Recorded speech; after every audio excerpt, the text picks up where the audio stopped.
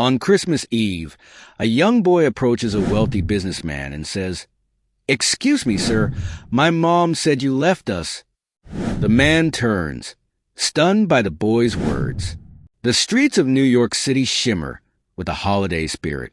Twinkling lights adorn the shops, their glow reflecting on the wet pavement. A gentle snow falls, blanketing the sidewalks as last-minute shoppers hurry by.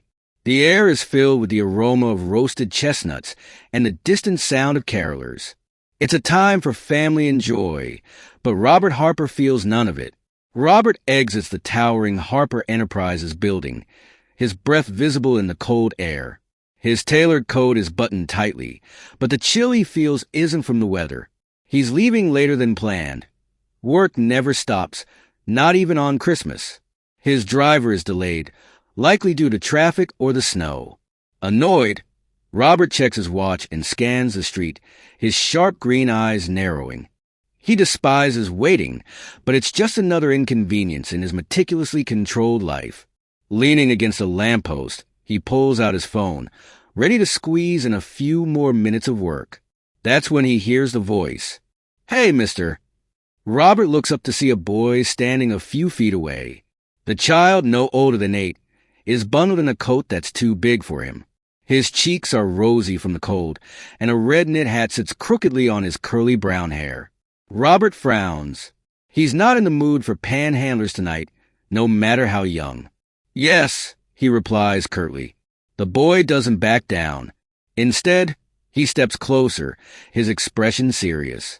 "Are you Robert Harper?" he asks, tilting his head slightly. Robert's frown deepens. "I am. What do you want?" The boy hesitates, as if choosing his words carefully. Then he blurts out, "My mom said you left us." For a moment, everything seems to stop. Robert blinks, struggling to process the words. He stares at the boy, then glances around, half expecting to see a hidden camera or a parent nearby. "I think you've mistaken me for someone else," Robert says, his voice firm but guarded. "I don't know your mother." The boy shakes his head, his expression unwavering. "She said your name, Robert Harper. She said you left us a long time ago." Robert's throat tightens. There's something unsettling about the boy's conviction, the way his wide brown eyes lock onto his, demanding answers he's not prepared to give. He opens his mouth to respond but finds no words. Instead, he looks away, his gaze landing on the boy's worn, snow-covered boots. "What's your name?" Robert asks finally, his voice softer now. "Tommy," the boy replies, his tone defiant but tinged with curiosity. "Well, Tommy," Robert begins, crouching slightly to meet the boy's eye level, "I think your mother must be mistaken. I don't have a family." Tommy crosses his arms, a frown settling on his face. "She doesn't make mistakes. She said you left before I was born." Robert stands abruptly, brushing imaginary snow from his coat as he tries to regain his composure. This is absurd. He doesn't know this child. Yet the boy's words feel like sharp jabs at memories he's long buried. The name Tommy tugs at something distant, like a melody he can't quite recall. "Where's your mother?" Robert asks, glancing up and down the street. Tommy points vaguely toward the end of the block. "She's working. At the diner." His tone is matter-of-fact, as if this explains everything. Robert follows the boy's gaze to a small, unassuming diner, its neon sign flickering faintly in the falling snow. He feels a pang of something unfamiliar, unease, maybe guilt, but he pushes it aside. "Tommy, I think it's time you went back to her. It's late and too cold for you to be out here alone." Tommy doesn't move. Instead, he stares at Robert with an intensity that makes the man shift uncomfortably. "Are you coming with me?" the boy asks. Robert hesitates. He wants to say no, to walk away and leave this strange encounter behind. Yet he finds himself glancing toward the diner again, the snowflakes catching in his dark hair. His driver still isn't here, and the boy's gaze is unwavering. "I can't," Robert says finally, his voice quieter now. "I have somewhere I need to be." Tommy's face falls, but he nods, as if he'd expected that answer. Okay, he says simply, shoving his hands into the pockets of his oversized coat. He turns and walks toward the diner, his small figure quickly disappearing into the crowd. Robert watches him go, a knot forming in his chest. He tells himself it's not his problem, that the boy must be mistaken. But as he stands there, the cold seeping into his bones, he can't shake the echo of Tommy's words. My mom said you left us. When his car finally arrives, Robert slides into the back seat without a word. As they drive through the snowy streets, the city lights blurring, his thoughts drift back to the boy. For the first time in years, Robert feels something he can't quite name, something that makes him reach for his phone and scroll through his contacts. He pauses on a name he hasn't thought about in over a decade. Claire. His thumb hovers over the call button before he shakes his head and puts the phone down. It's just a misunderstanding, he tells himself. The boy is confused, his mother mistaken, and yet, as the car carries him toward his penthouse, the knot in his chest only tightens. For the first time in a long time, Robert Harper finds himself dreading the silence that awaits him. The drive to his penthouse is silent except for the hum of the car engine. Robert sits stiffly in the back seat, his hands clasped tightly as he stares out at the snow-covered streets.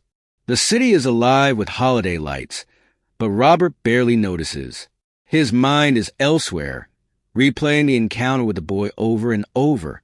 My mom said you left us. He's heard plenty of accusations in his life. His ruthless business dealings have invited many, but nothing has hit quite like this. It's absurd, of course. He's not Tommy's father. He doesn't even know the boy's mother, and yet there's something about Tommy's eyes. Something familiar. By the time Robert steps into the quiet, sterile luxury of his penthouse, the knot in his chest is tightened into a fist. The sweeping views of the city, usually a source of pride, offer him no comfort tonight. He loosens his tie and pours himself a drink, the amber liquid swirling as his hand trembles slightly. He stands by the floor-to-ceiling windows, staring blankly into the night. Memories he spent years burying begin clawing their way to the surface. He takes a long sip, hoping to drown them, but it's no use. The boy's face, the way he spoke with such conviction, it all stirs something deep within him.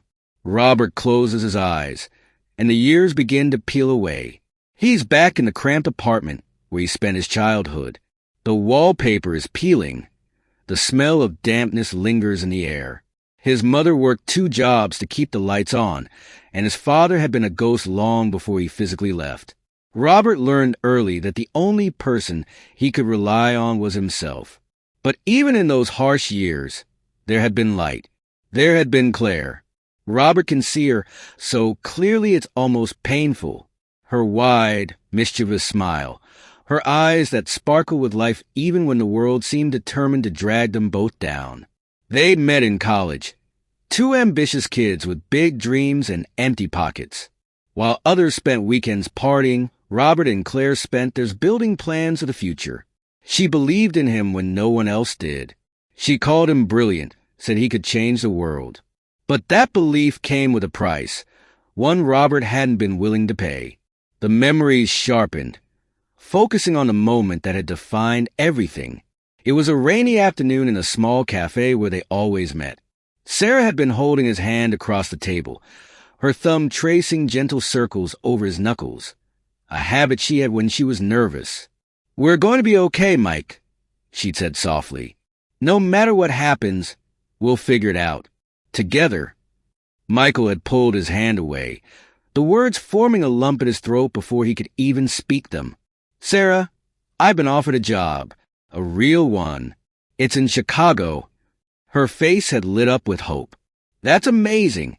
We can—" "No, I'm going alone," he'd interrupted, the words cutting through her sentence like a knife.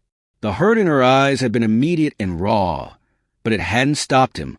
He'd been determined, convinced that attachment was a liability. He told himself he was doing her a favor, freeing her from the weight of his ambition. He hadn't stayed long enough to see how she picked up the pieces.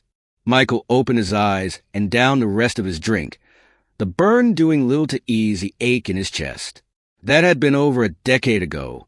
He'd made his choice, and he'd thrived because of it. Success had been his constant companion, and regret had no place in his life. At least, that's what he'd always told himself.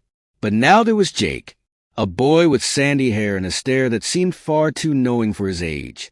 Michael shook his head and set the glass down with a clink. It was impossible. Sarah would have told him if there had been a child. She wasn't the type to keep secrets, not even after everything he'd done. And yet, as he paced the room, he couldn't ignore the sliver of doubt that had taken root in his mind. He sat on the edge of the sofa and stared at his phone. The contact list opened once again to a name he hadn't thought about in years. Sarah. His thumb hovered over the call button before he let out a sharp exhale and tossed the phone onto the coffee table. No! He couldn't just call her out of the blue. What would he even say? *K. I met a kid who claims I left him. Any chance he's yours? The thought alone made his chest tighten. Instead, Michael leaned back and closed his eyes, letting his mind drift to the possibilities. What if Jake was telling the truth? What if Sarah had raised a child alone because of him? The thought was like a splinter lodged in his chest, impossible to ignore. He thought about Jake's oversized coat and his scuffed boots. He thought about the way the boy's face had lit up when he mentioned his mother. He thought about the diner, its flickering neon sign blinking faintly through the falling snow. Michael stood abruptly, grabbing his coat and scarf. He couldn't sit here, drowning in what-ifs. He needed answers, and the only place to find them was at that diner. The elevator ride down felt endless, the polished metal walls reflecting his furrowed brow and clenched jaw. By the time he stepped out into the snow, the streets had quieted, the hustle and bustle of the evening giving way to the peaceful stillness of night. As he walked toward the diner, Michael felt a strange mix of emotions, dread, curiosity, and something else he couldn't quite name. The snow crunched under his expensive shoes, each step taking him closer to a past he'd worked so hard to leave behind. When he reached the diner, he stopped just outside the door, his breath visible in the cold air. Through the fogged-up windows, he could see the faint outlines of patrons sitting at booths, the hum of conversation mixing with the clink of plates. He scanned the room, his heart pounding as he searched for a face he hadn't seen in over a decade. And then he saw her, Sarah. She was wiping down a table, her hair tied back and her movements unhurried. She looked older, of course, but there was no mistaking her. For a moment, Michael just stood there, the glass door separating him from a life he'd abandoned. He had spent years running from this moment, but now there was no turning back. Taking a deep breath, Michael pushed the door open, the jingle of the bell above it marking his arrival. Sarah looked up, and her eyes widened in shock. "Michael?" she said, her voice barely audible over the din of the diner. Michael swallowed hard, his voice low and uncertain. "Hello, Sarah." Sarah stood frozen for a moment, her hand gripping the rag she'd been using to wipe down the table. Michael shifted awkwardly, his hands in his coat pockets as he took in her appearance. She was thinner than he remembered, her face lined with subtle traces of the years that had passed. But her eyes, those piercing, intelligent eyes, were the same, though now they held a guarded edge. "What are you doing here?" Sarah's voice was calm, but tinged with disbelief, her words slicing through the hum of the diner. Michael hesitated, unsure of how to begin. He glanced around, suddenly hyper-aware of the other patrons and the waitress who had paused mid-order to eavesdrop. This wasn't the place for the conversation they needed to have. "Can we talk?" Michael asked, his voice lower now, almost pleading. Sarah stared at him for a long moment, then sighed, dropping the rag onto the table. "Give me a minute," she said, walking away and disappearing behind the counter. Michael stood awkwardly by the door, feeling more out of place than he ever had in a boardroom full of competitors. The diner was a world apart from the polished glass and steel of his empire. It smelled of grease and coffee, its decor a patchwork of faded vinyl and chipped tile. But it felt warm, alive, a stark contrast to the sterile luxury he had grown accustomed to.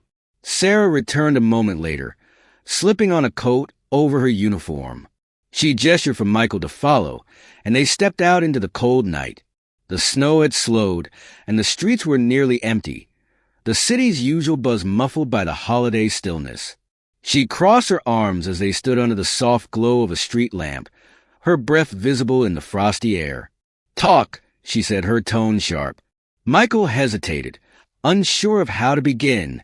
He'd been rehearsing this moment in his head since the boy had approached him, but now the words felt clumsy, inadequate. "I saw your son," he said finally. "Jake." Sarah's expression shifted, her eyes narrowing. "You mean my son?" she corrected. "What were you doing talking to him?" "He approached me," Michael said quickly. "I didn't seek him out. He told me. He told me I abandoned you." Her laugh was short and bitter. "Well, he's not wrong, is he?" Michael flinched at the words. He had expected anger, but the bluntness of her tone caught him off guard. "Sarah, I didn't know. If you had what?" she interrupted, her voice rising. "You would have stayed? You would have cared? Don't lie to me, Michael. You made it very clear what your priorities were when you walked out that door all those years ago." Her words hit harder than he expected, each one a painful reminder of the choices he'd made. "I didn't know about Jake," he said, his voice softer now. "I didn't know there was a child." Sarah's expression shifted slightly, but her posture remained defensive. "That's because there wasn't. Not back then." Michael frowned, confused. "Then why?" "Jake's not your son," Sarah said, her voice firm. "But that doesn't change the fact that you left. You walked away without a second thought. And when things got hard, I told myself stories about you, about the man I thought you were. Jake overheard them, and in his mind, you became the father who abandoned him." Michael's shoulders sagged as her words settled over him. Relief mixed with guilt, an unsettling combination that left him unsteady. He wanted to protest, to explain, but the look in Sarah's eyes silenced him. "I didn't come here to reopen old wounds," he said after a long pause. I saw him, and I couldn't ignore it. He looked so much like you." Sarah's expression softened for the briefest of moments before hardening again. "He's been through enough, Michael. We both have. I don't need you swooping in with your guilt and your money, trying to make things right." "I'm not here to buy my way out of anything," Michael said, his voice steady now. "But I can help." "You don't have to struggle anymore, Sarah," Michael said, his voice steady but pleading. She shook her head, her laugh bitter. "You think money fixes everything, don't you? You haven't changed at all." Michael took a step closer, his breath forming small clouds between them. "It's not about money. It's about doing the right thing. I can't change what happened, but I can make sure Jake has a better future." Sarah stared at him, her eyes searching his face as if trying to find the man she had once loved. "And what happens when you get bored of playing the hero?" she asked quietly. "What happens when you decide it's too much work, or when the next big deal comes along? You think you can just walk in and fix everything. But life doesn't work that way, Michael. I'm not the same man I was," he said, his voice almost pleading. "Let me prove it." Her silence stretched between them, heavy and charged. Finally, she looked away, her gaze fixed on a patch of snow-covered pavement. I don't know if I can trust you," she said softly. Michael took a deep breath, the cold air burning his lungs. "I understand," he said, "but I'm not going anywhere this time." Sarah looked at him then, her eyes glistening with unshed tears. "I don't need your promises, Michael. I need you to leave us alone. Jake doesn't need more confusion in his life." Her words stung, but Michael nodded, recognizing the steel in her tone. He had no right to force his way into their lives. Not after everything. "If that's what you want," he said, his voice low, "I'll respect it. But the offer stands. If you ever need anything at all, please call me." He reached into his pocket and pulled out a business card, holding it out to her. She hesitated before taking it, her fingers brushing his briefly. The contact felt like a jolt, a reminder of the connection they once had. "Good night, Sarah," Michael said, stepping back. He turned and began walking away, the sound of his footsteps crunching in the snow fading into the night. Sarah watched him go, her grip tightening on the card as tears slipped silently down her cheeks. She didn't know what she had expected from this encounter, but the weight of it settled heavily on her chest. Jake's laughter echoed in her mind, and she knew she would have to explain everything to him. But for now, she stood alone under the street lamp, the snow falling softly around her, wondering if people could ever truly change. The next morning, Michael sat in his office, staring blankly at the city skyline. The encounter with Sarah had left him shaken, the weight of her words pressing heavily on his chest. Her refusal to accept his help only fueled the gnawing uncertainty in his mind. Despite her insistence that Jake wasn't his son, a seed of doubt had taken root. The boy's resemblance to Sarah, the way he spoke with such conviction, it all lingered, refusing to let Michael simply walk away. He needed closure, not just for himself, but for the boy who had looked up at him with so much hurt. Michael reached for his phone and dialed his lawyer, a man who handled delicate matters with precision and discretion.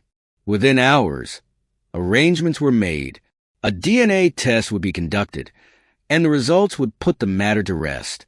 Later that day, Michael arrived at the modest apartment complex where Sarah and Jake lived. The contrast between its crumbling facade and his sleek, tailored suit was stark, but Michael didn't care. He knocked on the door, his nerves frayed as he prepared for another confrontation. Sarah opened the door, her expression hardening the moment she saw him. "What are you doing here?" she asked sharply, her body blocking the view inside. "I need to talk to you," Michael said, his tone steady despite the tension between them. "We already talked, Michael," Sarah replied, her voice low. "I thought we were done." "This isn't about us," Michael said firmly. "It's about Jake. I need to know the truth." Sarah's brow furrowed, her grip tightening on the door frame. "I already told you, he's not your son." "Then prove it," Michael said, holding up an envelope containing the DNA test kit. "Let me do this, Sarah. If the test shows he's not mine, I'll leave you both alone. But if there's even a chance—" "There's no chance," Sarah snapped, her voice rising. "I don't owe you anything, Michael. Not after everything." "I'm not trying to take him away from you," Michael said, his voice softer now. "But I can't ignore this. He deserves the truth, and so do I." Sarah stared at him for a long moment, her jaw clenched. Finally, she sighed, stepping back to let him inside. The apartment was small but tidy, filled with signs of Jake's presence. Crayon drawings taped to the walls, a toy car on the coffee table. It was a home built on love, despite its modesty. Jake was sitting on the floor, building a tower out of blocks. When he saw Michael, his eyes widened with recognition.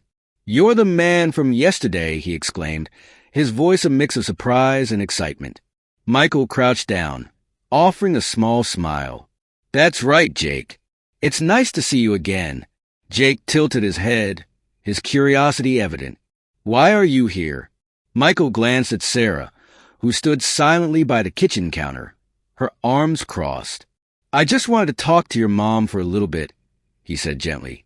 "Is that okay?" Jake nodded, his attention already drifting back to his blocks. Sarah handed Michael a small envelope containing strands of Jake's hair. She didn't say a word as he took it, but her expression spoke volumes. This wasn't forgiveness. It was a concession born of exhaustion. Michael left shortly after, the weight of the envelope in his pocket feeling heavier than it should. The test would take a few days, and while he dreaded the results, he also hoped they would bring clarity. The days passed slowly, each one dragging as Michael buried himself in work to distract from the looming answers. When his lawyer finally called, Michael's hand trembled slightly as he picked up the phone. "The results are in," the lawyer said. Jake isn't your biological son." The words hit harder than Michael expected. He had convinced himself that this was the answer he wanted, but hearing it aloud left an ache in his chest. He thanked the lawyer and hung up, staring at the report on his desk. Later that evening, Michael found himself standing outside Sarah's apartment once again. He didn't know what compelled him to return, but he knew he couldn't leave things unresolved. When Sarah opened the door, her expression was a mixture of surprise and exasperation. "What now?" she asked, her tone weary. "The test came back," Michael said simply. "He's not mine." Sarah's posture relaxed slightly, but her eyes remained guarded. "I told you that already." "I know," Michael said, his voice quieter now. "But I still have questions." Sarah hesitated before stepping aside to let him in. Jake was in his room, his laughter faintly audible as he played. Michael sat on the worn sofa, feeling out of place but determined to understand. "After you left," Sarah began, sitting across from him, "I met someone else. We were together for a while, and I thought he'd stay. But when I got pregnant, he ran, just like you did." Michael flinched at the bitterness in her voice but said nothing, letting her continue. "Jake doesn't know the truth about his father," Sarah said. "He's too young to understand, and honestly, I didn't want him to feel unwanted. So I told him stories about you, about the man I thought you were before you. In his mind, you became the father who walked away." Michael sat back, her words sinking in.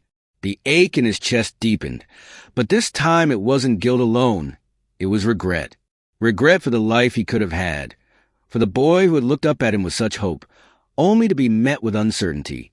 "Why didn't you tell me about him?" Michael asked softly. Sarah shook her head, a sad smile tugging at her lips. "What difference would it have made? You were gone, Michael. You chose your career, your empire. There was no room for me, let alone a child." Michael had no response. She was right. He had made his choices, and the consequences had rippled far beyond what he could have imagined. "I don't want your money," Sarah said firmly, breaking the silence. "Jake and I are fine. We don't need you to swoop in and fix things." Michael nodded, his throat tight. "I understand, but if there's ever anything I can do..." Sarah's gaze softened slightly. "Just don't make promises you can't keep," Sarah said, her voice firm but tinged with exhaustion. Michael nodded, his throat tight, and left shortly after. The cold night air bit at his face as he walked back to his car. The truth had been laid bare, and though it wasn't what he expected, it was what he needed. As the car pulled away, he glanced back at the apartment, its windows glowing warmly against the dark sky. For the first time in years, Michael felt something stir deep within him, a longing not for success, but for connection. And he knew in his heart that this wasn't the end of the story. It was only the beginning. The car ride home was quiet, save for the occasional rumble of tires on wet pavement. Michael stared out the window, the city lights blurring into streaks of gold and red. The truth weighed heavily on him, settling into the quiet spaces where ambition and pride used to reside. Jake wasn't his son. He should have felt relief, but all he could feel was guilt. Sarah's words echoed in his mind. Asterisk, you chose your career, your empire. There was no room for me, let alone a child. Asterisk, the parallel was impossible to ignore. Michael had spent his entire life running from the pain of his own father's abandonment, only to perpetuate that same pattern in his own way. He hadn't been there for Sarah, and though Jake wasn't biologically his, the boy's perception of him as the father who had walked away cut deeper than Michael cared to admit. He thought of Jake's wide, hopeful eyes, the innocence in his voice as he'd asked why Michael had abandoned them. And he thought of Sarah, standing in the doorway of that tiny apartment, defiant and proud despite everything she'd endured. Michael had built his life around erasing vulnerability. But something about this boy and his mother had pierced through the walls he'd so carefully constructed. By the time he reached his penthouse, Michael had made a decision. He couldn't change the past, but he could do something about the present. Even if Sarah refused his help directly, there were other ways to make a difference. The next morning, Michael sat at his desk, sifting through papers and files. His assistant, Emily, knocked lightly on the door and entered when he called her in. "I need you to take care of something for me," Michael said, handing her a handwritten list of tasks. Quietly, no names attached. Emily glanced at the list, her brow furrowing slightly. "Are you sure about this, sir? Some of these are." "I'm sure," Michael interrupted. "Just make it happen." Emily nodded, though her curiosity was evident. She had worked for Michael long enough to know better than to pry. But this sudden request for anonymity was out of character for a man who usually insisted on credit for his every move. Still, she left the room without another word, the list clutched tightly in her hand. Over the next few days, Michael's small acts of kindness began to ripple through Sarah and Jake's lives. It started with the overdue utility bills. Sarah came home one evening to find a letter from the electric company stating her balance had been paid in full.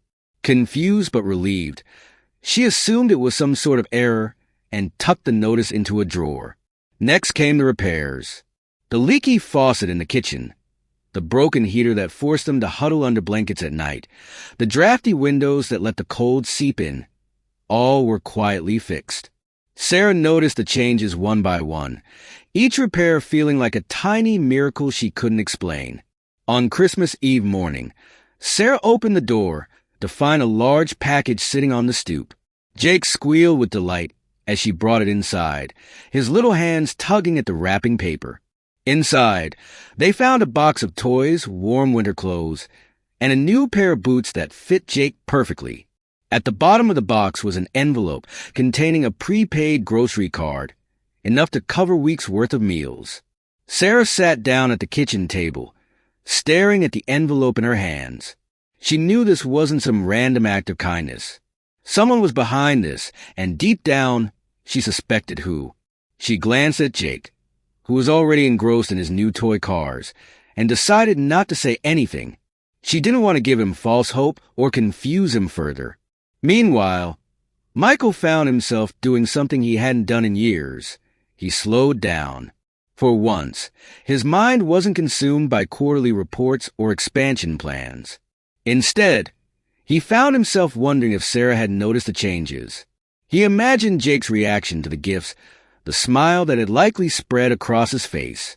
The thought brought a warmth to Michael's chest that he hadn't felt in years.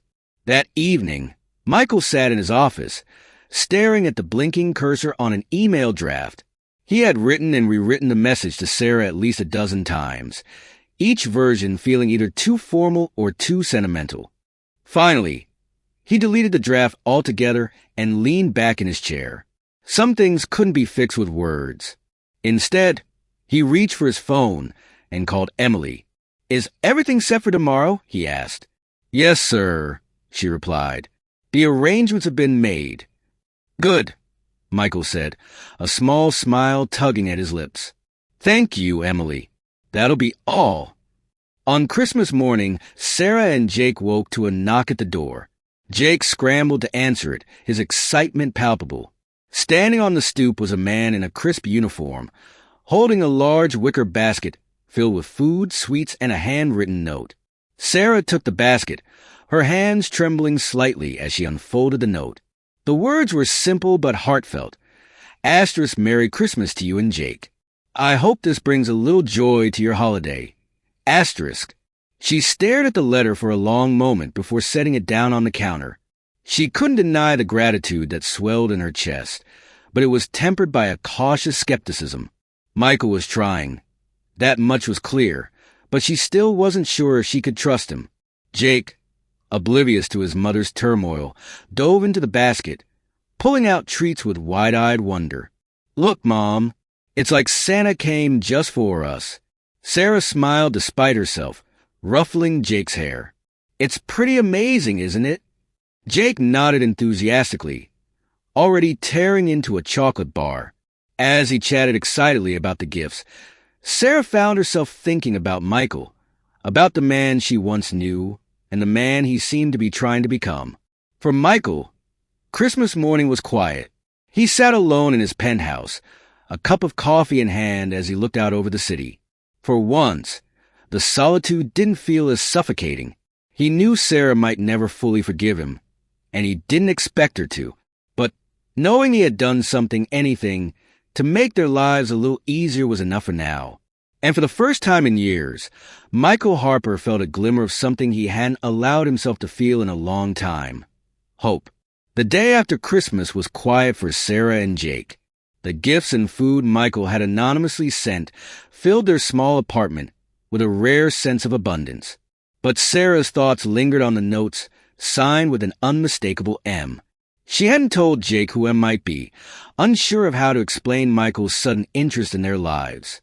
The gesture was kind, but it left her uneasy, a mix of gratitude and guardedness she couldn't shake. By evening, the festive glow began to fade as the weather took a sharp turn. Dark clouds rolled in, and snow started falling heavily, blanketing the streets in an icy silence. Sarah stood by the window, watching the storm intensify. Jake lay curled up on the couch under a blanket, unusually quiet. "You okay, buddy?" she asked, brushing a hand across his forehead. His skin felt warm, too warm. Jake stirred but didn't open his eyes. "I'm tired, Mom," he murmured, his voice barely audible. Sarah's heart clenched. He hadn't complained earlier, but now it was clear something was wrong. She felt his forehead again, confirming the fever that had steadily climbed. Panic began to creep in. She didn't own a car, and the snowstorm outside made it impossible to call for a ride. The nearest hospital was too far to walk in the freezing conditions. She grabbed her phone and dialed a neighbor who sometimes helped out, but the call went straight to voicemail. Her next option was the diner where she worked, but after several rings, no one picked up. Sarah bit her lip, fighting the wave of fear threatening to overwhelm her. She had to figure this out. Jake needed help. "Mom!" Jake's voice was weak, barely a whisper. He opened his eyes, and they looked glassy, his cheeks flushed with fever. "It's okay, sweetheart," Sarah said, forcing calm into her voice. "I'm going to get you some help." As the storm raged outside, Sarah sat down, her phone trembling in her hands. There was one more call she could make. One she had sworn she wouldn't, but she was running out of options. Gritting her teeth, she scrolled to the number Michael had written on the card he'd left with the Christmas basket. She stared at it for a moment before tapping the screen. Michael was sitting in his penthouse, reviewing emails in the soft glow of his desk lamp, when his phone buzzed. He glanced at the screen, surprised to see Sarah's name. For a moment he hesitated, unsure if she had meant to call him or if it was a mistake. Then he answered. "Sarah," he said, his voice careful, almost cautious. "Michael," she began, her voice tight with urgency.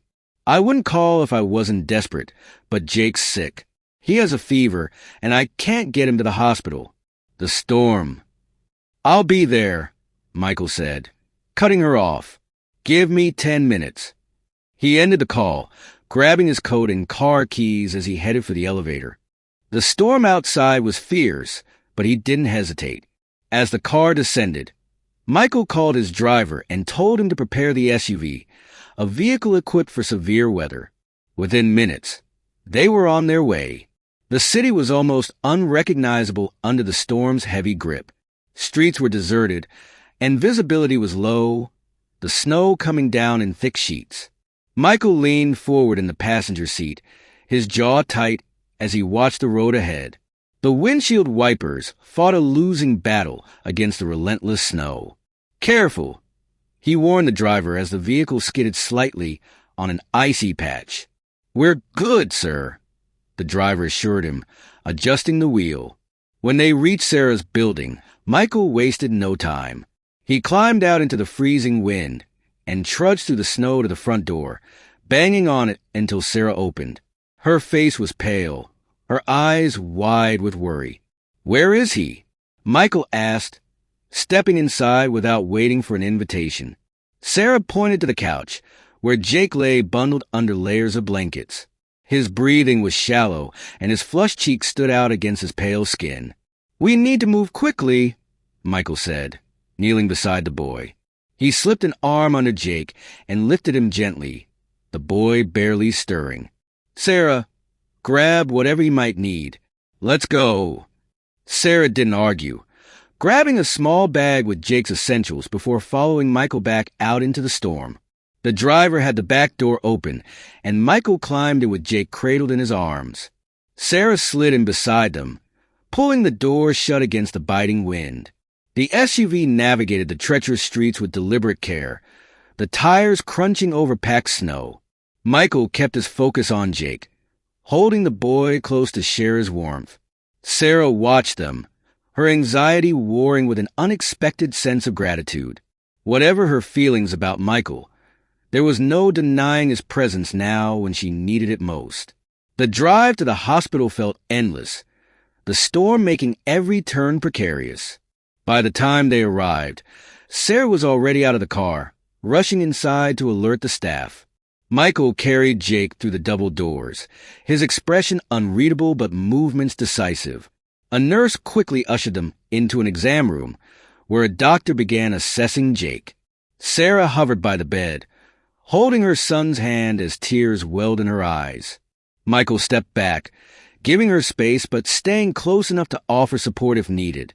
"It's a fever brought on by a viral infection," the doctor explained after a thorough examination. "We'll give him fluids and medication to bring it down. He'll need rest, but he's going to be okay." Sarah let out a shaky breath, relief washing over her. She glanced at Michael, who was leaning against the wall, his shoulders visibly relaxing for the first time since he'd arrived. "Thank you," she said softly, her voice trembling. "For everything."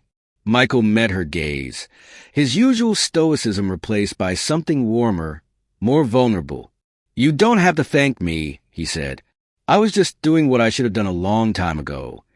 They stayed at the hospital until Jake's fever broke, and the doctor confirmed he was stable. By the time they returned to Sarah's apartment, the storm was beginning to subside, the city blanketed in a fresh layer of snow. Michael carried Jake inside and tucked him into his bed, the boy murmuring softly but too drowsy to fully wake.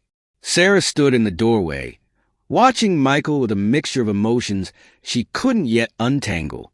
When he finally turned to her, she stepped aside to let him pass. "I should go," Michael said, his voice low. "Wait," Sarah said, stopping him before he reached the door. "Stay, just for a little while." Michael hesitated, then nodded. He took a seat on the worn couch, his coat draped over the armrest. For the first time in years, the silence between them wasn't heavy with resentment. Instead, it was filled with something fragile but hopeful, like the first light breaking through a storm. The quiet hum of the hospital room filled the space as Jake slept soundly in the small bed, his breathing steady and his color finally returning to normal. Michael sat on a plastic chair by the window, his tie loosened and his coat draped across the back of the seat. Sarah was nearby, perched on the edge of Jake's bed, gently stroking her son's hair as if to reassure herself he was truly okay. Neither of them had spoken much since the doctor confirmed Jake was out of danger. The tension that had held them both in its grip was now replaced by an exhausted calm. Michael watched them quietly, his gaze lingering on the gentle way Sarah cared for Jake. "He's going to be fine," Sarah said softly, breaking the silence. Her voice was steady, but her eyes glistened with unshed tears. "Thank you for getting us here."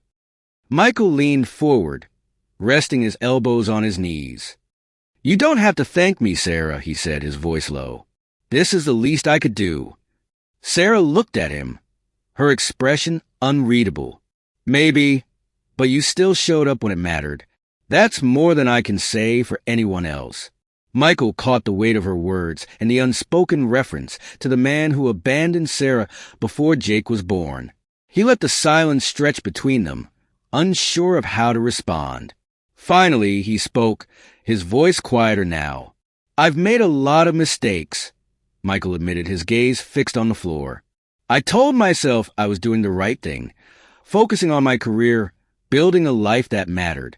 But sitting here, watching you and Jake," he paused, his throat tightening, "I realize how much I lost, Sarah's hand still on Jake's hair as she looked at Michael, her eyes softening just slightly. You hurt me, Michael. More than I think you ever understood. And when you left, I had to pick up the pieces alone. I know, Michael said, meeting her gaze. And I'm sorry for everything. I was selfish, and I didn't see what I was leaving behind. But I want to make it right, Sarah. For you and for Jake. Sarah's eyes searched his face, as though trying to determine the sincerity of his words. After a moment, she sighed, leaning back slightly. It's not that simple, Michael. You can't just undo the past. I know I can't, Michael replied, but I can be here now, if you'll let me. Before Sarah could respond, a small voice broke the moment. Mom? Mr. Michael? Both of them turned to see Jake stirring in the bed, his eyes fluttering open. He looked at them groggily, a small smile tugging at his lips. Hey, buddy, Sarah said, her voice soft and warm. How are you feeling? Better, Jake murmured, his gaze drifting to Michael. You were here. Michael stood and moved closer to the bed, his movements careful as though afraid to intrude. Yeah, Jake, he said gently. I wanted to make sure you were okay. Jake blinked at him for a moment, then smiled, his expression brightening. You saved us. Michael chuckled softly, glancing at Sarah. I think your mom did most of the saving, but I'm glad I could help. Jake shook his head, his small hand reaching out to grab Michael's. No, you saved Christmas. Michael froze, his heart catching in his chest at the boy's innocent proclamation. Sarah looked away, her face softening as she wiped at her eyes. For a moment, the weight of the past seemed to lift, replaced by the simple purity of Jake's gratitude. Thank you, Jake said, his voice steady despite his drowsiness. You're like a real hero. Michael's throat tightened, and he gave the boy's hand a gentle squeeze. You're the real hero, Jake, he said. You're braver than I could ever be. Jake beamed at him, before his eyelids began to droop again. Within moments, he had drifted back to sleep, his breathing even and peaceful. Sarah and Michael sat in silence for a while, the unspoken connection between them stronger now than it had been in years. Finally, Sarah spoke, her voice quiet but firm. If you really want to be in his life, Michael, it has to be for the long haul. No more disappearing when things get hard. Michael nodded, his gaze steady. I promise, Sarah. I'm not going anywhere. For the first time in years, Sarah allowed herself to believe him, just a little. She didn't know what the future held, but as she looked at Michael sitting beside her son, she felt a flicker of hope. The morning sun broke through the hospital room's blinds, casting a warm glow over the small family. And for Michael, it felt like redemption, an unexpected chance to rewrite his story, one act of love at a time. The days following their night in the hospital were quiet but transformative. Michael stayed in touch with Sarah, reaching out not with grand gestures, but with small, thoughtful acts. He checked in on Jake, brought him books and puzzles to pass the time, and even surprised Sarah with groceries when she mentioned she hadn't been able to shop yet. Slowly, their dynamic began to shift, not to what it once was, but to something new, something tenuous but hopeful. On the morning of New Year's Eve, Michael made a decision. It wasn't spontaneous. It had been brewing in his mind since the hospital visit, but now it felt like the right time. He dialed Sarah's number, his heart beating a little faster as he waited for her to pick up. Hello. Sarah's voice came through the line, warm but cautious as always. Sarah, it's Michael. I've been thinking, he began, pacing his penthouse. I'd like you and Jake to come here for breakfast tomorrow, New Year's Day. I'd love to have you both as my guests. There was a long pause on the other end. Michael, I don't know. It's just breakfast, he said quickly. No strings, no expectations. Just a chance to start the new year on a positive note. I promise Jake will love it. He could almost hear her weighing the decision. Finally, she sighed. Okay, for Jake. The next morning, Michael's penthouse was transformed. He'd worked with his staff to create a cozy, festive atmosphere. A towering Christmas tree still sparkled in the corner of the grand living room, adorned with lights and ornaments. The dining table was set with a spread that could rival any feast: pancakes, waffles, eggs, fruit, and pastries. When the elevator doors opened, Sarah and Jake stepped into the vast, open space, their eyes widening. Jake gasped, tugging at his mother's hand. "Mom, look at the tree." Sarah looked around, her expression a mix of awe and weariness. "Michael, this is a lot." "Maybe," Michael admitted with a small smile, stepping forward to greet them. "But it's a new beginning. I wanted it to feel special." Jake rushed to the tree, staring up at it with wide eyes. "It's like magic," he exclaimed. Michael laughed softly. "I'm glad you like it, Jake. And there's more magic waiting at the table if you're hungry." They sat down together, the atmosphere slowly relaxing as Jake chatted away about the decorations and how much better he was feeling. Sarah watched the dynamic between Michael and Jake, her guard lowering as she saw the genuine effort Michael was making to connect. After breakfast, Michael led them to the sitting area near the tree. "There's something I want to share with you both," he said, his tone serious but warm. "Sarah, you've been right about a lot of things, about my choices, my mistakes, and I can't undo the past, but I can make different choices moving forward." Sarah raised an eyebrow, curiosity flickering in her eyes. "What kind of choices?" Michael leaned forward, his elbows resting on his knees. "I'm stepping back from Harper Enterprises. Not completely, I'll still be involved, but I've realized my life has been consumed by work for far too long. I want to focus on what really matters." He glanced at Jake, who was busy examining a shiny ornament, then back at Sarah. "I've also decided to start a foundation. It'll be named after Jake, and its goal will be to help children and families in need, those who might be struggling the way you both have." Sarah's eyes widened, and for a moment she seemed at a loss for words. "Michael, I don't know what to say." "You don't have to say anything right now," he said softly. "I just want you to know that this isn't about me trying to fix everything or by my way back into your lives. It's about making a difference and honoring the second chance I've been given." Jake, hearing his name, turned to them with a grin. "The foundation is named after me?" Michael smiled. "That's right, Jake. You inspired it." Jake's face lit up, and he ran over to Michael, throwing his arms around him in a tight hug. "You're the best." Michael's chest tightened as he hugged the boy back, his heart swelling with a mix of emotions he hadn't allowed himself to feel in years. Sarah watched them, her expression softening. She saw something genuine in Michael that she hadn't seen before, a man who was finally learning to open his heart. Jake pulled back, turning to Sarah. "Mom, isn't this the best Christmas ever?" Sarah smiled, her eyes glistening with unshed tears. "It's definitely one to remember." Jake looked between the two of them, then reached out, grabbing Michael's hand with one of his own and Sarah's with the other.